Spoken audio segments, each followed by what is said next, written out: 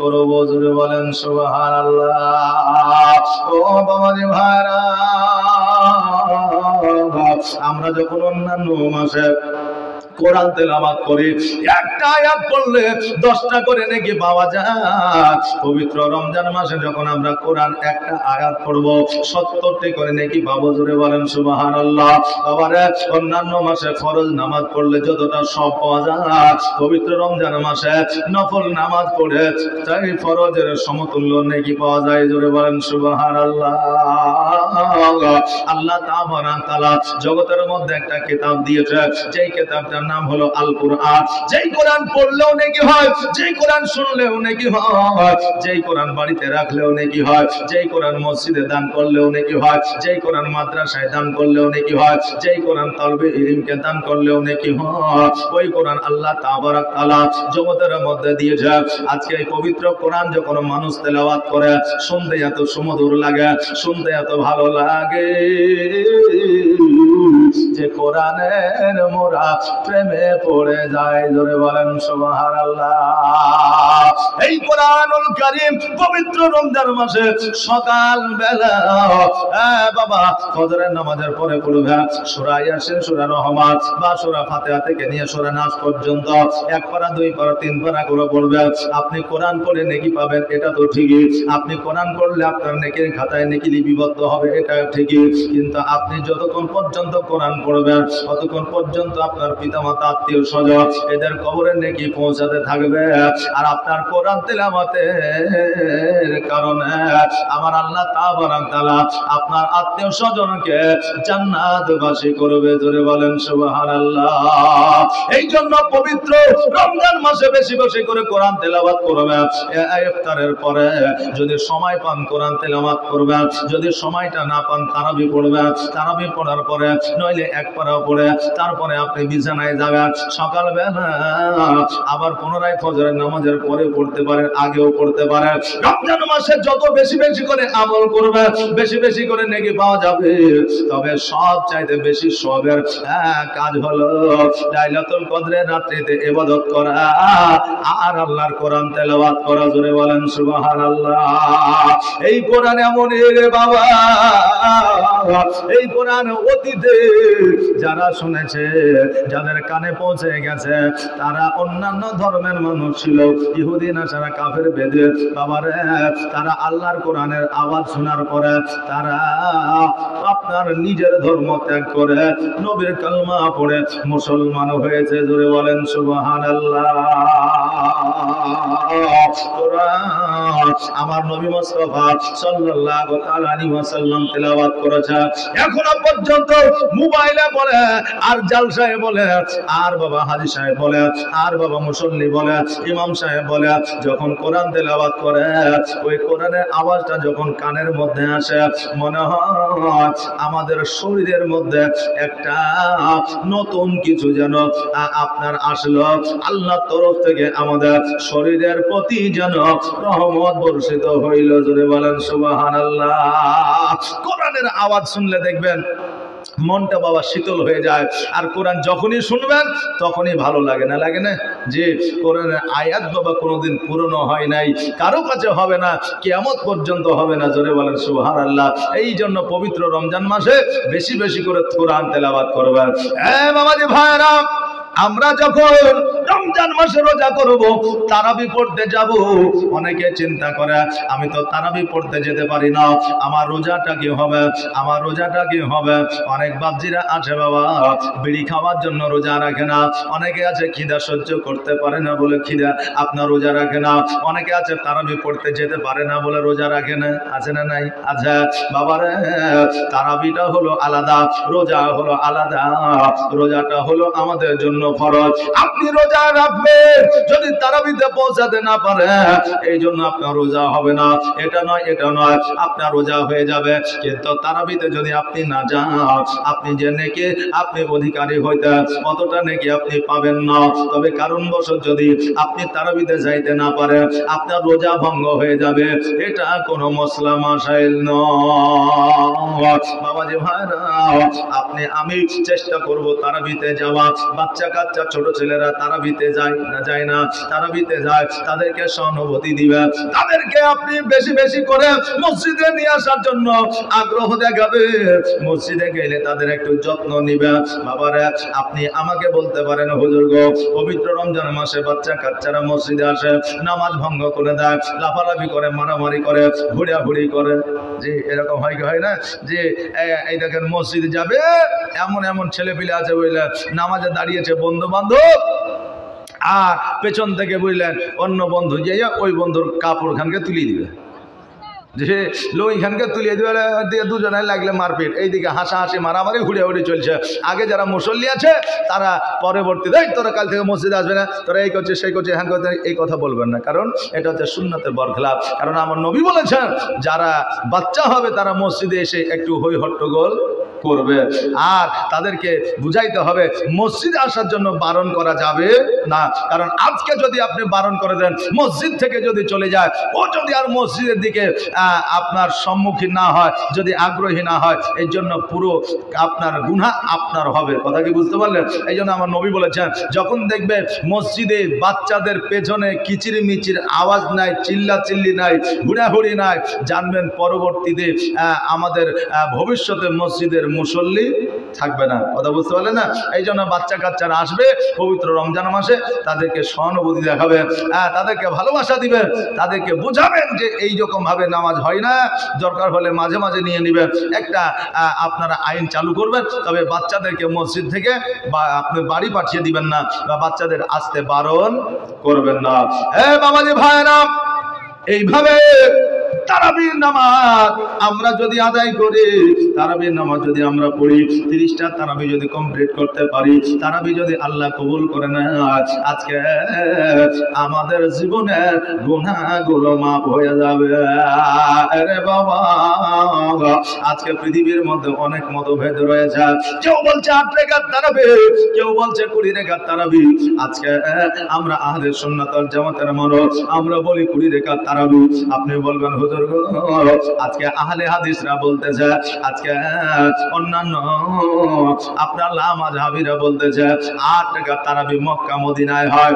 বাবাজি ভাইরা, যারা মক্কা মদিনায় গিয়েছে হজ করার জন্য, তাদেরকে জিজ্ঞাসা করে নেবেন মক্কা মদিনায় এখনো পর্যন্ত 20 রাকাত তারাবি হয়। এই জন্য আমাদের নবী মুস্তাফা সাল্লাল্লাহু তাআলা আলাইহি ওয়াসাল্লামের সাহাবীগণ 20 রাকাত তারাবি পড়েছে, আমরাও 20 রাকাত তারাবি পড়বো, বলেন ইনশাআল্লাহ। এটা আওয়াজ দিয়ে বলেন ইনশাআল্লাহ। বেরাদার, এই পবিত্র রমজান মাসে বেশি বেশি করে কোরআন তেলাওয়াত করতে কেন বলছি? কারণ আমার নবী মুস্তাফা সাল্লাল্লাহু তাআলা আলাইহি ওয়াসাল্লাম পবিত্র রমজান মাসে কোরআন তেলাওয়াত করেছে, আর একটা বাচ্চা মসজিদের পাশে বসে আপনার খেলাধুলা করতে আছে, যেমনই ওই বাচ্চাটার কানে কোরআনের আপনার আওয়াজটা ভেসে আসলো, ওই বাচ্চা বলে, হায় রে, এত সুন্দর আওয়াজ কোথা থেকে আসে? গুটি গুটি পায়ে যেন আগিয়ে গেল, আগিয়ে যাওয়ার পরে আপনার মসজিদের দরওয়াজার সম্মুখে দাঁড়ায়া আছে, আমার নবী যেন সকালবেলা কোরআন তেলাওয়াত করতে আছে। এবার বাবারা, ওই বাচ্চা দাঁড়িয়ে দাঁড়িয়ে আমার নবীজির কোরআন তেলাওয়াত শুনতে আছে, আর আমার নবীজি কোরআন যেন আপনার পড়তে আছে। এবার আমার নবী মুস্তাফা যখন কোরআন তেলাওয়াতটা বন্ধ করলেন, বন্ধ করার পরে যখন বাড়ির দিকে অগ্রসর হইলেন, দেখছে যেন একটা বাচ্চা যেন আপনার দাঁড়িয়ে আছে। আমার নবীজি বললেন, বাচ্চারে তুমি আজকে এই জায়গায় দাঁড়িয়ে আছো, কারণটা কি? বলে, হুজুর গো, আপনি যে কিতাবখানা আপনি পড়তেছিলেন, ওই কিতাবখানা কি কিতাব? আজকে এত সুমধুর কণ্ঠে আপনি পড়তেছিলেন, এত সুন্দর লাগতেছিল হুজুর, আরো একবার যদি পড়তেন আমি শুনতাম। আমার নবী বলে, বাচ্চা এখন আর আমি পড়বো না, আগামী কালকে আবার এই সময় পড়বো। এবার বাবা না, ওই বাচ্চা কিন্তু বাড়িতে চলে গেছে। পরের দিন সকালবেলা আবার এসে মসজিদে দাঁড়িয়ে গেছে। নবী আমার কোরআন তেলাওয়াত করার পরে আবার যখন বাইরে বের হচ্ছে, বের হওয়ার পরে দেখছে যেন বাচ্চা দাঁড়িয়ে আছে। বাচ্চাটি বলে, হুজুর গো, আজকে আপনি যে কিতাবখানা পড়ে এত সুমধুর কণ্ঠে এত সুন্দর লাগে, নবী গো, আজকে ওই আওয়াজে যেন আমি পাগল হয়ে গেছি, ওই আওয়াজের যেন প্রেমে পড়ে গেছি। ইয়া রাসূলুল্লাহ, ইয়া হাবিবাল্লাহ, নবী গো, আজকে আমিও এই রকম করে ওই কিতাবখানা পড়তে চাই। আমার নবী মুস্তাফা সাল্লাল্লাহু তাআলা আলাইহি ওয়াসাল্লাম বললেন, এ বাচ্চা শোনো রে, আজকে কিতাবখানা তোমাকে পড়তে গেলে, আমার মতো করে সুন্দর করে পড়তে গেলে তোমাকে সর্বপ্রথম ইসলাম ধর্ম গ্রহণ করতে হবে। ইসলাম ধর্ম গ্রহণ করার পরে আজকে কিতাবখানা তুমি পড়তে পারবে। কেন না আজকে ইসলাম ধর্ম না গ্রহণ করলেও অনেকে কোরআন তেলাওয়াত করে, কিন্তু বাবারে যারা বেধর্মে কোরআন তেলাওয়াত করে তারা কিন্তু মহব্বতের সহিত আপনার কোরআন তেলাওয়াত করে না। তারা জানার জন্য বোঝার জন্য কোরআন তেলাওয়াত করে, কোরআনের ভুল খোঁজার জন্য তারা কোরআন তেলাওয়াত করে। কিন্তু নবীর কালমা পড়ে যদি কোরআন পড়া হয়, ওই কোরআনের প্রতি মহব্বত আলাদা হয়ে যায়। এই জন্য আমার নবী বলে, বাচ্চা আজকে তোমাকে আগে নবী আমার কালেমা পড়ে নিতে হবে, তারপরে কোরআন তেলাওয়াত করবে। বাচ্চাটা বলল, হুজুর গো, আমার মা মূর্তি পূজা করে, আমার মা পাথর পূজা করে, সূর্য পূজা করে, আমার আব্বা মূর্তি পূজা করে, পাথর পূজা করে। ইয়া রাসূলুল্লাহ, আজকে আমার মা আব্বাকে বুঝাইব, আমার মা আব্বা যদি মেনে নেয়, আমরা সকলে আসিয়া আপনার কাছে কোরআন তেলাওয়াত করব, আপনার কাছে কালমা পড়ব, আমরা মুসলমান হয়ে যাব। তুমি আমার বলে, বাচ্চারে আজকে তোমার মাকে গিয়ে বলো, তোমার মা যদি কালমা পড়ে না, তোমার আব্বা যদি কালমা পড়ে না, আজকে তোমাকে কোরআন তেলাওয়াত করতে কেউ বাধা দিতে পারবে না। ওই বাচ্চা বাড়িতে গেল, বাড়িতে যাওয়ার পরে মা বাবাকে বলল, মা বাবা এই কথা শুনিয়া বাচ্চা দেখলো, বাচ্চার মা বাবা দেখলো, আজকে বাচ্চাকে যদি আমরা আবারও পুনরায় খেলাধুলার জন্য বাইরে আমরা পাঠিয়ে দিই, মুহাম্মদ আজকে আমার বাচ্চাকে জাদু করে নিবে। কারণ কাফেররা ওই সময় আমার নবী মুস্তাফা সাল্লাল্লাহু তাআলা আলাইহি ওয়াসাল্লামকে অনেকে জাদুকর বলে আখ্যায়িত করেছে, যদি বলেন নাউজুবিল্লাহ। এবার ওই বাপ মা কিন্তু বাচ্চাকে বন্দি করে দিল। বন্দি করে দেওয়ার পরে ওই বাচ্চাকে বলল, শোনো রে, আজকে তুমি বাইরে যেতে পারবে না, আজকে মুহাম্মদের কাছে যাইতে পারবে না, কারণ তার কাছে গেলে হয়তো তোমাকে কালেমা পড়ে মুসলমান বানিয়ে নিবে, অতএব তোমাকে যেতে দেওয়া হবে না। ওই বাচ্চাটাকে ঘরের মধ্যে বন্দি করে দিল। বন্দি করে দেওয়ার পরে একদিন, 2 দিন, 3 দিন, 4 দিন, 5 দিন, 7 দিন যেন বাবা অতিবাহিত হয়ে যায়। এবার যখন 10 দিন 12 দিন পার হয়ে গেছে, এবার মা বলতেছে, স্বামী গো, আজকে বাচ্চাটা হয়তো মুহাম্মদকে ভুলে গেছে, আজকে হয়তো মসজিদ ভুলে গেছে, আজকে হয়তো কালেমার দাওয়াত ভুলে গেছে, বাচ্চাটিকে আর ঘরের মধ্যে বন্দি করে রাখা হবে না, আজকে ছেড়ে দেন, হয়তো আর সেই জায়গায় যাবে না। বেরাজা এবার ওই বাচ্চাটিকে যেন আপনার ঘর থেকে যেন বার করে দেওয়া হলো, যেন বাবা আপনার ছেড়ে দেওয়া হলো। বলে, বাচ্চারে তুমি মুহাম্মদের কাছে যাবে না। বাবা, আমরা জানি একটা বাচ্চা যখন আমাদের কাছে অনেক কিছু আবদার করে, তাকে যদি ভুলে দেওয়া হয়, দেখবেন বাচ্চাটা ভুলে যায়। কিন্তু বাবারে, এটা তো ভুলার মতো জিনিস নয়। ওই বাচ্চাকে যখন ছেড়ে দেওয়া হয়েছে, সঙ্গে সঙ্গে আমার নবী মুস্তাফা সাল্লাল্লাহু তাআলা আলাইহি ওয়াসাল্লামের কাছে হাজির হয়েছে। জোরে বলেন সুবহানাল্লাহ। নবী আমার বলে, বাচ্চারে, আজকে তোমাকে অনেক দিন ধরে দেখা যায় না, আজকে তুমি কোথায় ছিলে? বলে, হুজুর গো, আমার আব্বা মা আমাকে বন্দি করে রেখেছিল, আমার আব্বা মা আমাকে ঘরের মধ্যে আটক করে রেখেছিল। ইয়া রাসূলুল্লাহ, ইয়া হাবিবাল্লাহ, নবী গো, আপনার কোরআন তেলাওয়াতের আওয়াজে আমি বড় মুগ্ধ ছিলাম, আমি বড় পাগল ছিলাম। আমি আপনার কোরআন তেলাওয়াতে প্রেমে পড়ে গিয়েছিলাম নবী গো, আজকে প্রেমে পড়ে যাওয়ার কারণে আজকে আমাকে ঘরের মধ্যে আমার বাবা মা বন্দি করে দিয়েছিল। ইয়া রাসূলুল্লাহ, আমি ঘরের মধ্যে বন্দি ছিলাম ঠিকই, কিন্তু আপনি যখন কোরআন তেলাওয়াত করতেন, এই কোরআন তেলাওয়াতের আওয়াজ আমার কানে গিয়ে পৌঁছাতো। জোরে বলেন সুবহানাল্লাহ। কারণ নবীর প্রেমে যারা পাগল হয়ে যায় রে বাবা, নবীর আশিক যারা হয়ে যায়, তারা নবীকে স্বপ্নের মাধ্যমে আমার নবীকে দর্শন করে নেয়। জোরে বলেন সুবহানাল্লাহ। তাদেরকে বাবা মক্কা মদিনায় নবীজিকে দেখার জন্য যেতে হয় না, তারা চক্ষু বন্ধ করলে নবীকে দেখতে পায়। এটাই হলো নবীর প্রেমিক, নবীর আশিক। কারণ যারা নবীর পাগল হয় আজকে তারা দুনিয়ার মধ্যে পাগল বলে আখ্যায়িত পায়। নবীর প্রেমে পাগল হইলে, নবীর প্রেমে পাগল হইলে আমার আল্লাহ তাআলা খুশি। নবীর দরুদ পড়ো দিবানিশি, নবীর প্রেমে পাগল হইলে, নবীর প্রেমে পাগল হইলে আমার আল্লাহ তাআলা খুশি।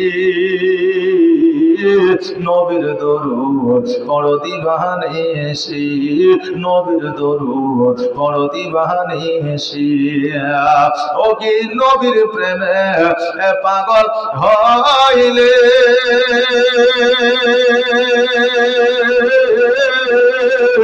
আমার আল্লাহ তাআলার দিদার মিলে গো। জোরে বলেন সুবহানাল্লাহ। ও কি নবীর প্রেমে পাগল হইলে আমার আল্লাহ তাআলার দিদার মিলে গো। থাকো যদি যদ বাহালে, থাকো যদি আজদ বাহালে, হইয়া প্রেম দাসী। নবীর দরুদ পড়ো দিবানিশি, নবীর প্রেমে পাগল হইলে, নবীর প্রেমে পাগল হইলে আমার আল্লাহ তাআলা খুশি। নবীর দরুদ পড়ো দিবানিশি, নবীর দরুদ পড়ো দিবানিশি। আল্লাহুম্মা সাল্লি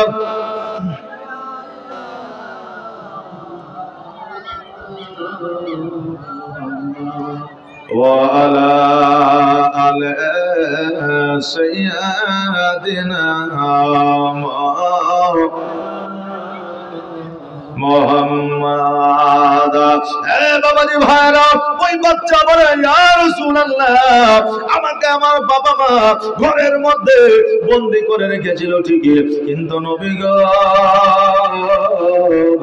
আপনি যখন কোরআন তেলাওয়াত করতেন না, ওই কোরআন তেলাওয়াতের আওয়াজ আমার কানে গিয়ে পৌঁছাতো। জোরে বলেন সুবহানাল্লাহ। বাচ্চা আমার নবী মুস্তাফা সাল্লাল্লাহু তাআলা আলাইহি ওয়াসাল্লামকে যখন বাবা এই কথা বললেন, আমার নবী মুস্তাফা সাল্লাল্লাহু তাআলা আলাইহি ওয়াসাল্লাম বললেন, বাচ্চারে আজকে এখান থেকে কোরআনের আওয়াজ যখন তোমার কানে পৌঁছে গেছে, আল্লাহ তোমাকে হেদায়েত করেছে। বাবাজি ভাইরা, আল্লাহ তাআলা আপনাকে যতক্ষণ পর্যন্ত হেদায়েত না করবে ততক্ষণ পর্যন্ত আপনি মসজিদে যাইতে পারবেন না, ততক্ষণ পর্যন্ত রোজা করতে পারবেন না, ততক্ষণ পর্যন্ত নামাজ পড়তে পারবেন না, ততক্ষণ পর্যন্ত আপনার দ্বারা হজ হবে না। আল্লাহর হেদায়েতের দরকার আছে, প্রয়োজন আছে রে বাবা। আমার নবীজি বলে, বাচ্চা আল্লাহ তোমাকে হেদায়েত করেছে, তুমি কোরআনের আওয়াজ খানা শুনতে পাও। বাচ্চা বলে, ইয়া রাসূলুল্লাহ, ইয়া হাবিবাল্লাহ, নবী গো, আপনার কালেমা খানা আমাকে পড়ে নেন। আমার আব্বা কালেমা পড়ুক আর না পড়ুক, আমার আম্মা কালেমা পড়ুক আর না পড়ুক, আপনি আমাকে কালেমা খানি পড়ে আনা। নবী আমার বলে, বাচ্চা আজকে তোমাকে কালেমা পড়ে নিলে হয়তো তোমার প্রতি অত্যাচার হতে পারে, হয়তো তোমার প্রতি আঘাত হতে পারে, হয়তো তোমার আব্বা মা তোমাকে আঘাত করতে পারে, আবার পুনরায় তোমাকে ঘরের মধ্যে বন্দি করে দিতে পারে। বাচ্চা বলে, হুজুর গো, কালেমা খালি পড়ে আনে, মুসলমান বানায় আনে, আমার আব্বা মা যদি আমাকে ত্যায্য পুত্র করে দেয়, আমার আব্বা মা যদি আমাকে মারতে মারতে ইহজগৎ ছেড়ে পরজগৎ গমন করে দেয়, তবুও আমি আজকে এই সুযোগ হারাতে চাই না। জোরে বলেন সুবহানাল্লাহ। বাচ্চার মহব্বত আমার নবীর প্রতি দেখে, আল্লাহর কোরআনের প্রতি দেখে। আর আজকে বর্তমানে আমরা নবীর প্রতি আপনার মহব্বত করতে জানলাম না। আমরা মুসলমান ঘরে জন্ম নিয়ে বাড়িতে একটা কোরআন রাখতে শিখলাম না। বাড়িতে যদি একটা কোরআন থাকে তা আমরা বলি যে মসজিদে রেখে গে, বাড়িতে পড়ার লোক নাই, নাকি বলে যে মসজিদে রেখে গে, বাড়িতে পড়ার লোক নাই। এ বাবা, আপনি জানেন না হয়তো বাড়িতে কোরআন যদি না পড়েন তো বাড়িতে শয়তানি ওয়াসওয়াসা হয়, এটা ঠিকই, কিন্তু বাড়িতে কোরআন যদি থাকে আপনার বাড়িতে বালা মুসিবত আসে না। জোরে বলেন সুবহানাল্লাহ। বেরাদার, এই জন্য বাড়িতে